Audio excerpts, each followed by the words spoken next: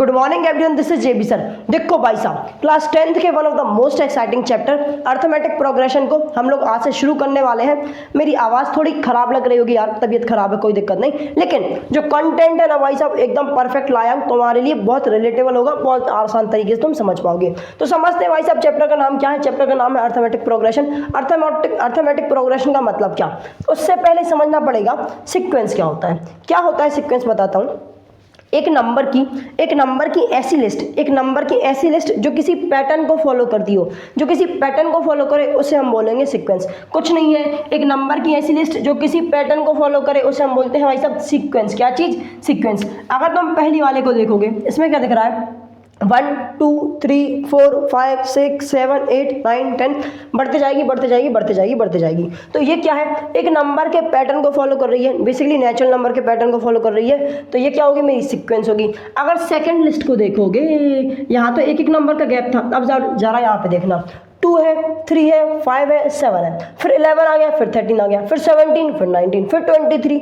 मतलब क्या हो रहा है, यहाँ पे कोई फिक्स नंबर से चीज़ें नहीं बढ़ रही हैं। अगर तुम अच्छे से नोटिस करोगे तो ये तो यार प्राइम नंबर से, अच्छा, प्राइम नंबर के पैटर्न को फॉलो कर रही है। हाँ जी, ये किसको फॉलो कर रही है, प्राइम नंबर के पैटर्न को फॉलो कर रही है, 2 3 5 7। तो ये भी क्या होगी, एक सीक्वेंस होगी। बात याद रहेगी, क्या समझ आया? ठीक है। अगर तुम इस वाले को देखोगे तो ये परफेक्ट स्क्वायर के पैटर्न को फॉलो कर रही है। 1 का स्क्वायर होता है 1 का होता है, 2 का स्क्वायर 4 होता है, 3 का स्क्वायर 9 होता है, 4 का स्क्वायर 16 होता है, 5 का स्क्वायर कितना होता है, 5 का स्क्वायर 25 होता है। मतलब क्या, परफेक्ट स्क्वायर का मतलब तो पता है ना। परफेक्ट स्क्वायर भाई साहब ऐसे नंबर्स जो किसी नंबर को स्क्वायर करने के बाद मिले, जो किसी नंबर को स्क्वायर करने के बाद मिले, उन्हें हम बोलते हैं परफेक्ट स्क्वायर। तो ये परफेक्ट स्क्वायर के नंबर को फॉलो कर रही है। इनके बीच में गैप अड़ंग बड़ंग हो, कहीं ज़्यादा है कहीं कम है, कोई फर्क नहीं पड़ेगा। बस नंबर की ऐसी लिस्ट जो किसी पैटर्न को फॉलो करे सीक्वेंस कहलाती है। तो अर्थमेटिक प्रोग्रेशन क्या कहलाता है भाई साहब? अर्थमेटिक प्रोग्रेशन आराम से समझाऊंगा।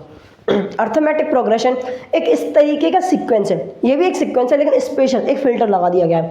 अर्थमेटिक प्रोग्रेशन एक ऐसा सीक्वेंस है जो किसी फिक्स डिफरेंस से या तो बढ़ेगा या तो कमेगा, या तो प्लस होगा या तो माइनस होगा। क्या बात याद रहेगी भाई साहब? क्या समझ आया? अर्थमेटिक प्रोग्रेशन एक इस तरीके का सीक्वेंस है जिसमें किसी नंबर को मैं जोड़ूं, किसी फिक्स नंबर को मैं जोड़ूं या घटाऊं, मतलब किसी फिक्स नंबर से वो बढ़े या फिर कमे, उसे हम बोलते हैं अर्थमेटिक प्रोग्रेशन। अगर तुम पहली को देखोगे, और हाँ, पहला टर्म होगा, टर्म बता दिया मैंने तुम्हें। देखो, जितने भी सीक्वेंस होते हैं ना, हर सीक्वेंस का जो एलिमेंट होता है उसे हम टर्म बोलते हैं। क्या बोलते हैं भाई साहब? टर्म बोलते हैं। जैसे 23 एक टर्म है, 19 एक टर्म है, 17 एक टर्म है। सीक्वेंस के किसी भी एलिमेंट को हम टर्म बोलते हैं। अब ध्यान से देखना, जो हमारी फर्स्ट टर्म होगी भाई साहब वो तो इंडिपेंडेंट होगी, वो कुछ भी हो सकती है, कोई उससे हमें कोई लेना देना नहीं है।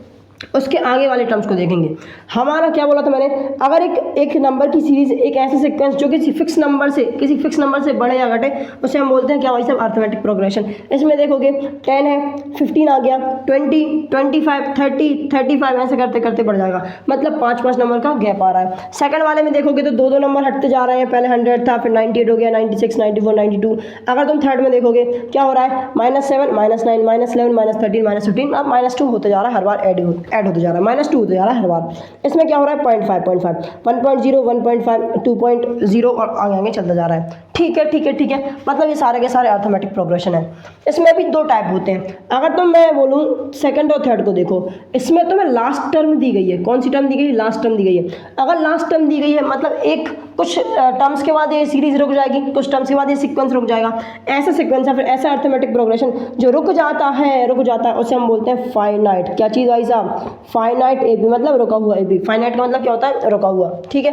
और जिसमें सिर्फ डॉट लगे हो, मतलब ये रुक नहीं रहा है। अगर ये रुक नहीं रहा है तो उसे हम बोलते हैं भाई साहब इनफाइनाइट एपीस। क्या बोलते हैं? इनफाइनाइट एपी बोलते हैं, जो नहीं रुकते हैं। क्या बात याद रहेगी भाई साहब? क्या समझ आया? हाँ जी, समझ आया। अब देखो, टर्म को हम कहाँ से डिनोट करते हैं? टर्म को हम डिनोट करते हैं ए से भी डिनोट कर सकते हैं, टी से भी डिनोट कर देते हैं, कोई दिक्कत नहीं है। ठीक है, बेसिकली ए से डिनोट करेंगे हम लोग, तो ए याद रखना। टर्म को हम ए से डिनोट करेंगे। अगर मेरी पहली टर्म हो, क्या हो, फर्स्ट टर्म हो, तो उसे हम क्या बोलेंगे? A1 बोलो या फिर ए बोलो। सेकंड टर्म जो होगी उसे हम क्या बोलेंगे? A2 बोलेंगे। थर्ड टर्म को क्या बोलोगे? A3 बोलोगे। इसमें कोई क्वेश्चन वाली बात नहीं है।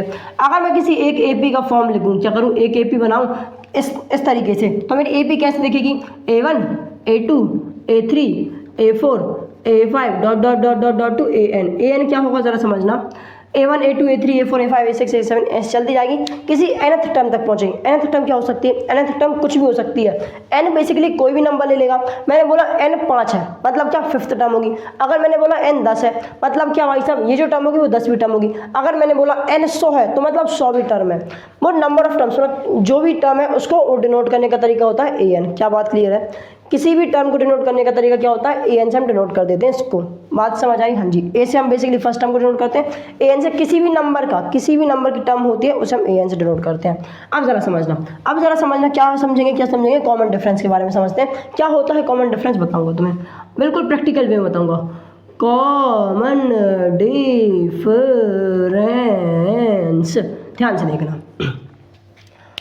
दो टर्म के बीच के डिफरेंस को, एपीज में, पहली बात तो ये एपीज में होगा, दो टर्म्स के बीच के डिफरेंस को कॉमन डिफरेंस कहते हैं। अगर वो एपी है तो भाई साहब, अगर तुम ध्यान से देखोगे तो जो पहली मेरी एपी है उसमें क्या हो रहा है? 10 के बाद 15, 5 का गैप, फिर 5 का गैप, फिर 5 का गैप, फिर 5 का गैप, मतलब एक कॉमन नंबर से एक फिक्स नंबर से बढ़ रहा है। फिक्स नंबर मतलब कॉमन नंबर से बढ़ रहा है। और बेसिकली क्या है? डिफरेंस ही तो है। तो डिफरेंस को हम बोलते हैं कॉमन डिफरेंस। किसी एपी में नंबर्स के बीच का जो डिफरेंस होता है उसे हम बोलते हैं कॉमन डिफरेंस। क्या बोलते हैं? Common difference. कैसे मिलता है? ध्यान से देखो।